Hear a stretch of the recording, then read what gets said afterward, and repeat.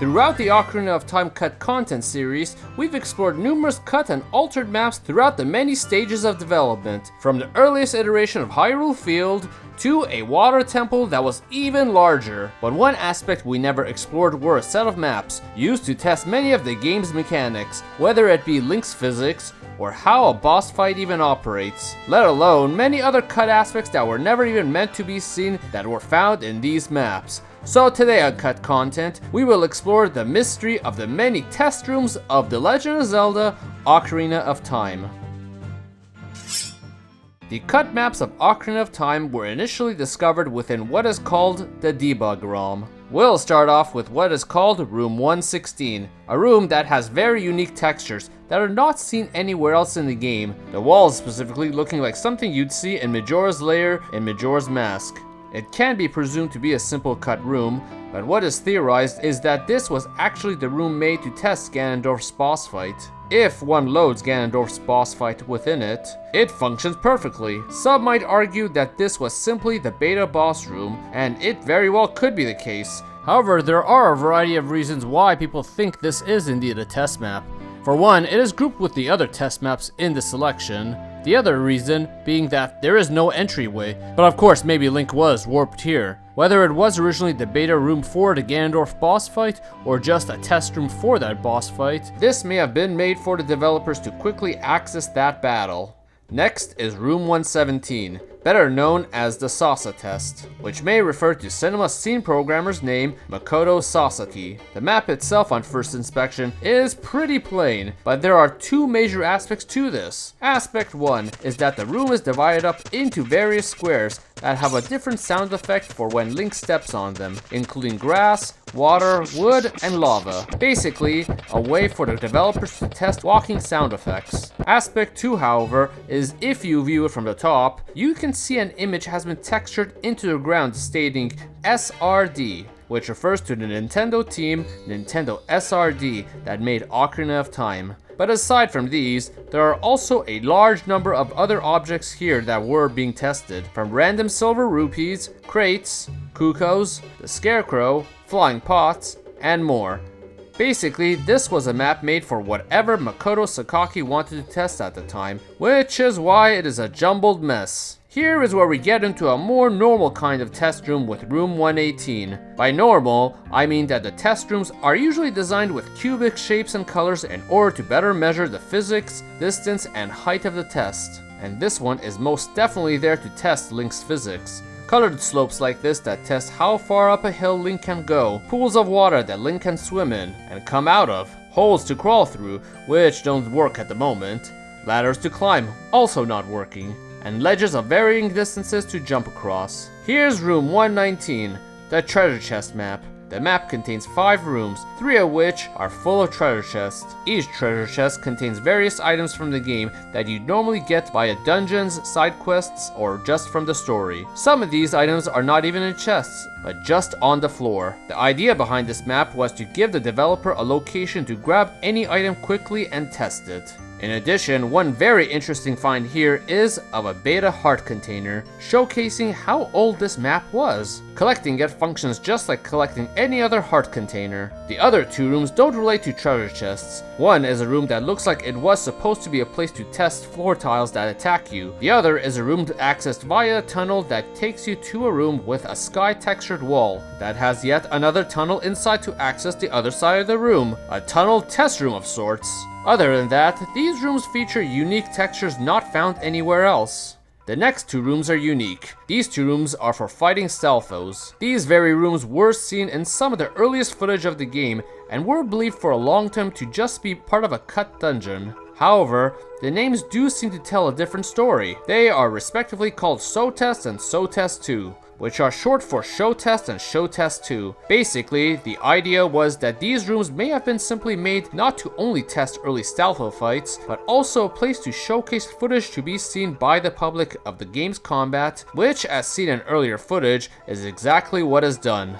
Room 120 itself featured 2 Stalfos and a lot of light shining through these windows. The door is also inaccessible and in fact just a texture, showcasing how the room was never even meant to be accessed from anywhere. Room 121, which contains a large carpet, was supposed to have one large Stalfo, but now there's only a warp that takes you to Hyrule Field. The theory here may be that the original Stalfo actor was swapped for a warp for another test purpose. Room 122 may look familiar to some as it is very similar to the Stalfo room found in the Forest Temple. It's just missing the other floor and doors. Originally, this was a test room for fighting various enemies, and the demo of the game in fact had the same Stalfo from the final game there too. However, here we can see that Dark Link is loaded here to fight, showing further how it might have indeed been a test arena that was later modified into being also in the final game. Room 123, however, appears to be just Room 22, which is the shooting gallery. No different. It's still labeled as a test room, however, but one of two things could have happened. Either the original test room for the shooting gallery was here before being integrated into the main selection of rooms, or this was another test room altogether that was removed and they just redirected this one to another room to prevent the game from crashing when loading it. And room 124 is... oh. Yeah, that was quick. Basically, this is a depth test with fog enabled. It measures how long Link takes to drop against the background, and the variation of it also exists, where Link falls towards the background too. In fact, these squares are fog effects in place, and when the fog is gone, this is what it looks like. Each of these squares are actually at a different plane of distance against the camera. And finally is room 125. This isn't a test room, but I had neglected to cover this in my previous 2 cut and altered maps videos, so take this as a bonus here. What this is an early map of the Hyrule Courtyard minigame, where Link played the role of Solid Snake. In this version that is clearly unfinished, the camera is free to move and all buttons are enabled. There are some differences too. For one, the barrels were crates at the beginning instead. But the most interesting one is at the very end with the hallway that leads to Zelda's courtyard. Unlike the final game, which had a clear window here, this was just a triangle. In an old interview with Naoki Mori, one of the game's cinema scene directors, Zelda was originally looking just through a peephole as opposed to a window. I guess there was a small hole in that triangle, which the mentality of that was questioned and thus changed. And if you've been enjoying this video, give it a like and subscribe to support us and keep creating new videos.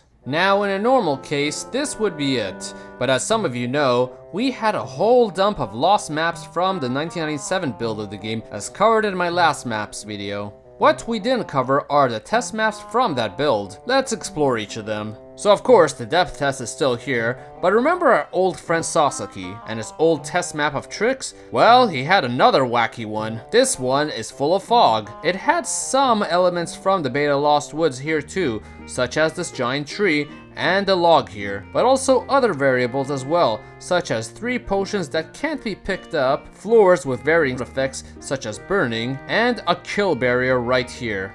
Next is the puzzle test map. This uses a similar map to the treasure chest map, but in place it's just a basic test of puzzles, such as here, with switches that includes the beta form of said switches as well. The next room having eye switches on the wall with platforms nearby, and the last room with 2 grabbable blocks. So the next test room is a lot like the one from room 118. Half of it at least. This one contains many characters in their beta form, such as Beta Impa, this guy behind the counter but with legs unlike his final version that lacks it, and the guy on the top of the roof at Kakariko Village, and he's everywhere. Basically, my theory here is that there may have been a test for NPCs at varying elevations here. Next is this simple room covered in wood with a triangle at the end. When you approach it, it turns into a cube. My theory for this is that this was a test to swap out low poly models with high poly ones. Granted, it does change shape only when you get extremely close. The last room is called Material Room, which is in this large plane with this giant morph ball in the middle, and I guess this translucent glass is nearby too.